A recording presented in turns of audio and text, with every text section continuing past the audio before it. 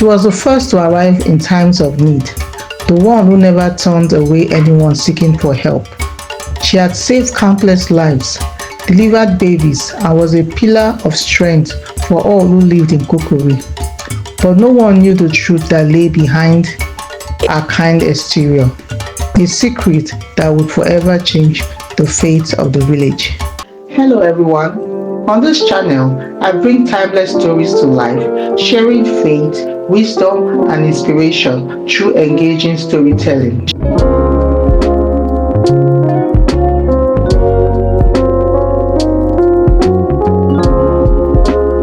So let's dive into today's story and get ready to be inspired. In the heart of the African savannah, where the sun painted the skies and the mighty baobab tree stood watch, lay the village of Kukuri. Known for its luxurious field, rich traditions, and the warmth of its people, Kukuri was also known for one thing: its caregiver, Mama Amina. She has been the village caregiver for decades. Her skills were incomparable, and her compassion seems endless. She was the first to arrive in times of need, the one who never turned away anyone seeking for help. She had saved countless lives, delivered babies, and was a pillar of strength for all who lived in Kukuri. But no one knew the truth that lay behind her kind exterior, a secret that would forever change the fate of the village. On the eve of Kukuri's annual festival, when laughter and music filled the air, a new face appeared in the village. A young man named Kofi, seeking to learn from the great Mama Amina, arrived from the neighboring village of Kasa. He had heard tales of her unequaled healing abilities and longed to be an apprentice under her. The village chief, impressed by Kofi's sincerity, welcomed him warmly. He was introduced to Mama Amina, who with her charismatic warmth agreed to take Kofi under her wings. "You've come far, Kofi," Mama Amina said, smiling. "If you are willing to serve, not just learn, then you are welcome." Kofi replied humbly, "I'm at your service, ma, and I'm ready to learn and do whatever you say." In the following days, Kofi observed and learned from Mama Amina. He marveled at her dedication and began to admire her deeply. But as he spent more time by her side, Kofi started to notice peculiarities, things that didn't quite add up. Kofi noticed Mama Amina leaves her home every night, long after everyone else had gone to bed. He felt a strange unease rise within him. Her movements were suspicious, as if she were hiding something. He was so curious and decided to follow her one night. Through the thick, dark forest, Kofi trailed her, careful not to make a sound. After a long walk, Mama Amina arrived at an isolated clearing. Kofi hid himself behind a tree. As he watched, in the center of the clearing stood a massive ancient baobab tree, its twisted roots and branches casting shadows in the moonlight. Mama Amina knelt beside it, her hands trembling as she removed a small, carefully wrapped bundle from her pocket. She placed the bundle gently on the ground and began to chant in a language Kofi had never heard before.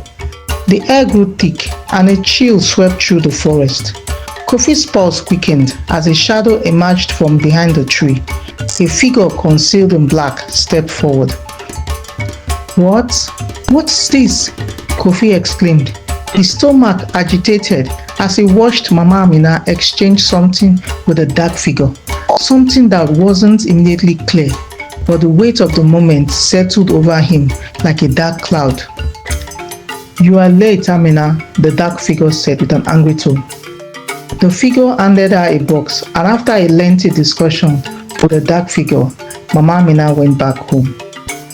The next morning, Kofi couldn't shake the images of what he had witnessed. Mama Amina cheerfully said to him, "Today, we are going to deliver a baby." Kofi nodded, his heart pounding. But during the delivery, he noticed her slip something into the mother's tea, the same scent from the forest. That night he confronted her. I saw you in the woods, Kofi said, shaking. That thing, what are you doing to the babies, Mama Amina? Mama Amina froze. She revealed the truth of her actions, an affair with darkness she had hidden for years. Desperate to save her daughter, who had been struck by a mysterious and incurable illness years ago, Mama Amina had turned to forbidden means. She had made a pact with a powerful spirit in exchange for the knowledge to heal. Each year, to keep her daughter alive and to maintain her healing powers, Mama Amina was required to offer a life, the soul, in sacrifice. Kofi stood stunned in silence as the truth unfolded. The very woman who had once been an example of kindness was in fact a vessel of darkness. With this knowledge came a heavy responsibility. He couldn't allow the village to remain ignorant of the truth. He confided in the village chief, who was skeptical at first but agreed to investigate. That night, they followed Mama Amina to the same clearing. The chief and the elders watched hidden in the shadows as Mama Amina met the dark figure again. She handed over something small and a low exchange of words passed between them. The following day, the village chief and elders confronted Mama Amina. The air was thick with tension as she knelt before them, her shoulders slumped, her face down with guilt. She confessed to everything, the dark pacts, the sacrifices, and the years of deceit. I didn't want to lose her, Mama Amina cried, referring to her daughter. I couldn't stand watching her suffer. I would have done everything possible to save her, anything to save her life. But her plea for understanding fell on deaf ears. The villagers were repulsed, betrayed by the very person they had trusted with their lives. Her once kind eyes were filled with regret, but it was too late. The chief, though saddened by the truth, knew that such dark practices could not be allowed to continue. Mama Amina was banished from Kukuri. Her once respected name now spoken in whispers of fear. As for Kofi, he was left to pick up the pieces. The responsibility of rendering healthcare services to the village and cleansing it of the dark influence now fell upon him. Yet, even as he stepped into Mama Amina's shoes, he could not shake the lingering question about the sacrifices, the true cost of power, and the dangers of desperate choices. The village of Kukuri slowly began to heal, but the scars of betrayal remained. The villagers had learned a hard truth. Trust could be easily shattered, and the price of desperation was far higher than they could have ever imagined. The moral of the story. This tale serves as a reminder that desperation can lead us down dark paths, no matter how good our intentions may seem.